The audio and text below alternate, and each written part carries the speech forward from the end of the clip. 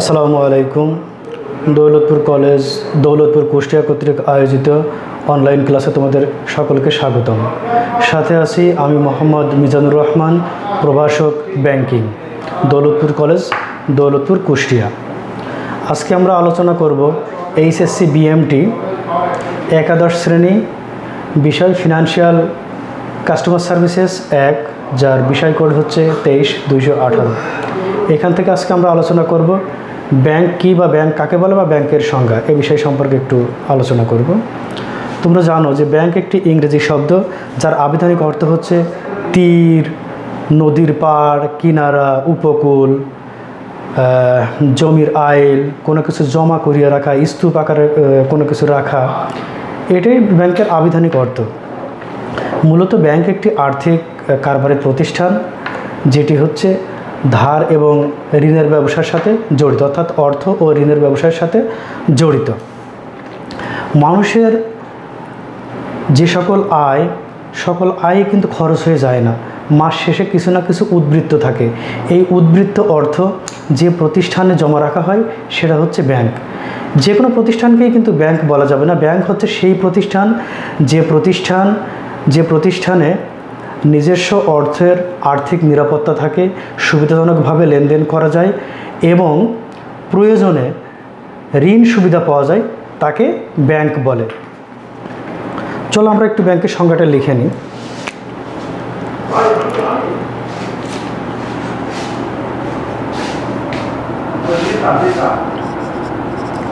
যে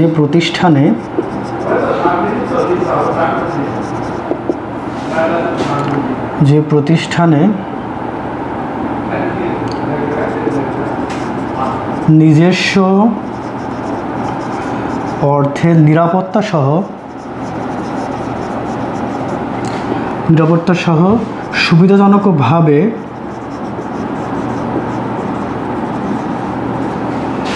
লেনদেন করা যায়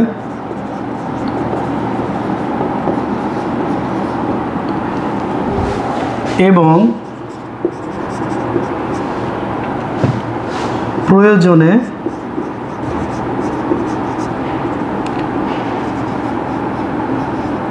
ঋণ সহযোগিতা পাওয়া যায়,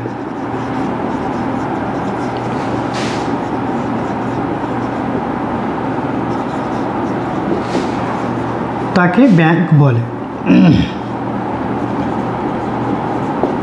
তাহলে আমরা আমাদের সংজ্ঞায় লিখলাম যে আর্থিক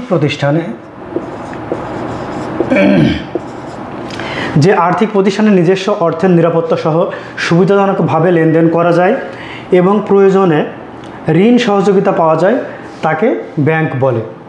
অন্যভাবে বলা যায় যে প্রতিষ্ঠান অর্থ ও ঋণের ব্যবসায়ে জড়িত থাকে, তাকে ব্যাংক বলে। চলো আমরা কয়েকজন লেখকের সংজ্ঞা একটু আলোচনা করি, তারা কি বলেছেন।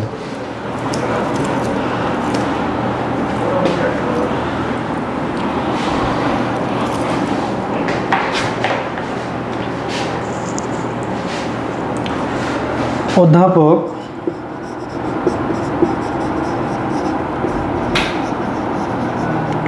ক্যানক্রস এর মতে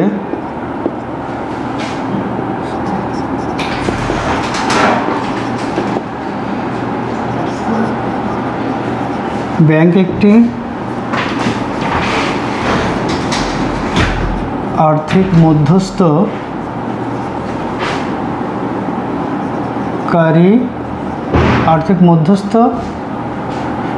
কারবারি।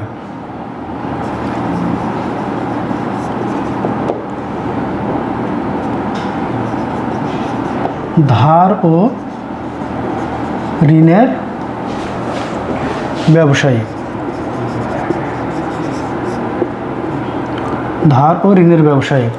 অধ্যাপক ক্যানক্রস কি বললেন? অধ্যাপক ক্যানক্রস বললেন যে ব্যাংক একটি আর্থিক মধ্যস্থ কারবারি প্রতিষ্ঠান, ধার ও ঋণের ব্যবসায়ী। অর্থাৎ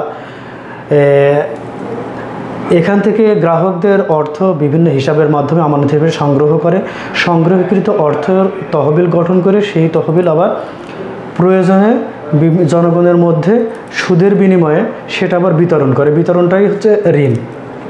চলো আরেকজন অধ্যাপকের সংজ্ঞা জানা যাক। অধ্যাপক শ্রেয়ার্সের মতে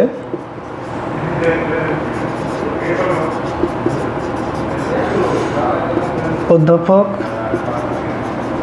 শ্রেয়ার্স এর মতে ব্যাংক হলো এমন একটি প্রতিষ্ঠান যার ঋণ অন্য সকলের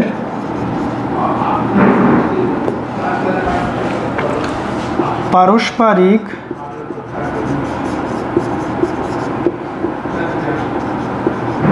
ঋণ সহযোগিতার জন্য পারস্পরিক ঋণ নিষ্পত্তির জন্য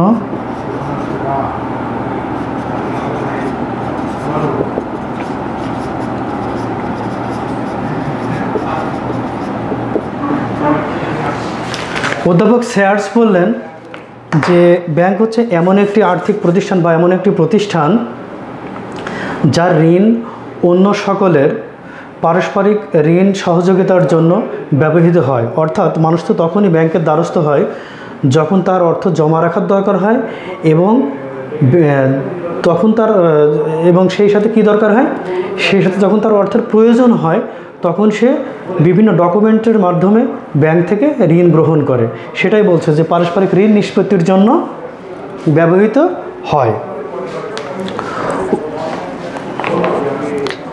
ব্যাংক মূলত আর্থিক প্রতিষ্ঠান এবং মধ্যস্থকারী প্রতিষ্ঠান। এটিকে কিন্তু এক প্রকার ম্যাচ মেকার বলা যেতে পারে, যে একদিক থেকে সে বিভিন্ন হিসাবের মাধ্যমে আমানত হিসাবে গ্রাহকদের কাছ থেকে অর্থ সংগ্রহ করছে, সংগৃহীকৃত অর্থ আবার বিভিন্ন মেয়াদে গ্রাহকদের মধ্যে বিতরণ করছে। এই দুইয়ের মাঝখানে কিন্তু যে লভ্যাংশটুকু হয় সেটুকু হচ্ছে ব্যাংকের লাভ বা মুনাফা। অর্থাৎ কম পরিমাণ সুদে গ্রাহকদের কাছ থেকে আমানত সংগ্রহ করে সংগৃহীত অর্থ তহবিল আকারে জমা করে সেটি আবার ঋণ আকারে বিতরণ করে বেশি পরিমাণ সুদে। এই দুইয়ের পার্থক্যই হচ্ছে ব্যাংকের মুনাফা। তো আমরা এই সংজ্ঞাগুলো বিশ্লেষণ করলে কয়েকটি জিনিস আমাদের সামনে ভেসে আসে। ব্যাংক সম্পর্কে আমরা যে ধারণা পাই, এক নম্বর হচ্ছে ব্যাংক হলো অর্থ জমা ও ঋণ প্রদানকারী আর্থিক মধ্যস্থ কারবারি প্রতিষ্ঠান।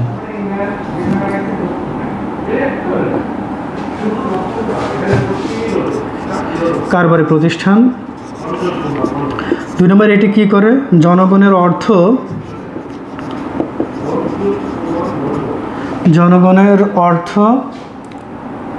বিভিন্ন জনগণের অর্থ আমানত হিসাবে সংগ্রহ করে।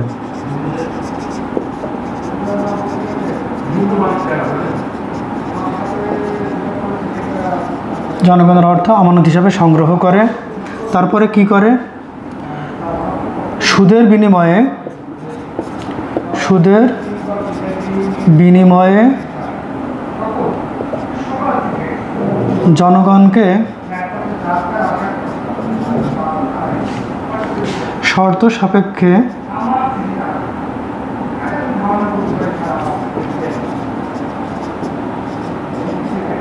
বিভিন্ন মেয়াদে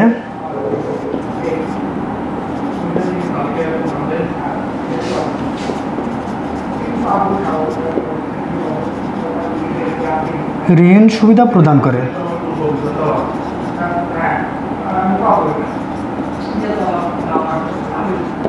ঋণ সুবিধা প্রদান করে। 4 নম্বর, গ্রাহক সেবার লক্ষ্যে এটি কাজ করে।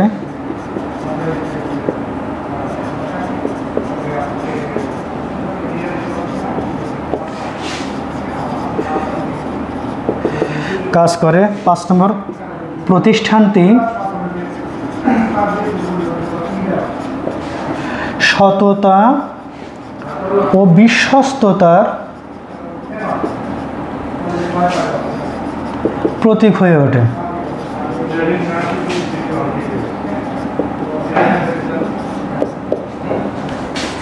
এবং 6 নম্বর হচ্ছে প্রতিষ্ঠানটির প্রধান উদ্দেশ্য হচ্ছে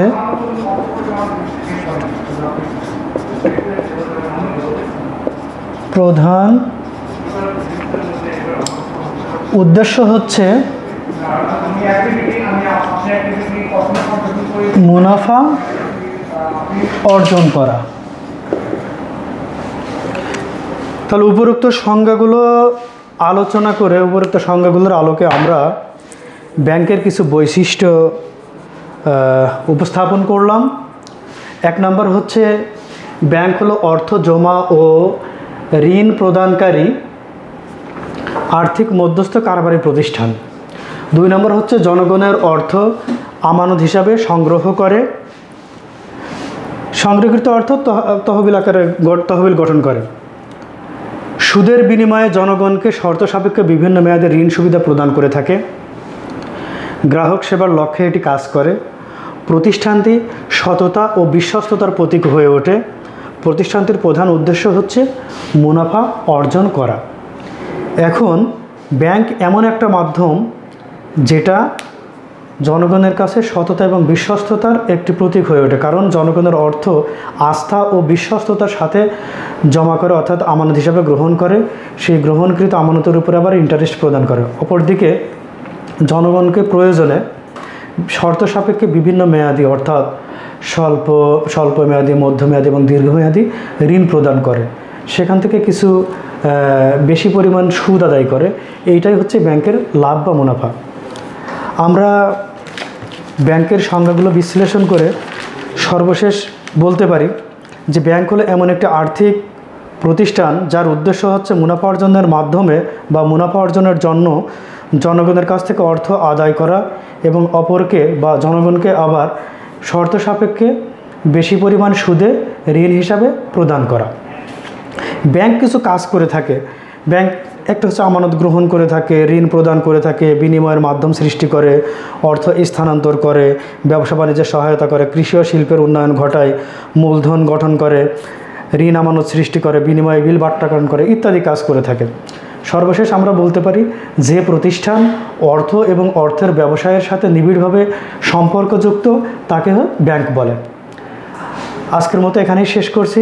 আগামী ক্লাসে তোমাদের সাথে আবার দেখা হবে অন্য কোনো বিষয় নিয়ে। ততক্ষণ পর্যন্ত সবাই ভালো থাকো, সুস্থ থাকো। আল্লাহ হাফেজ।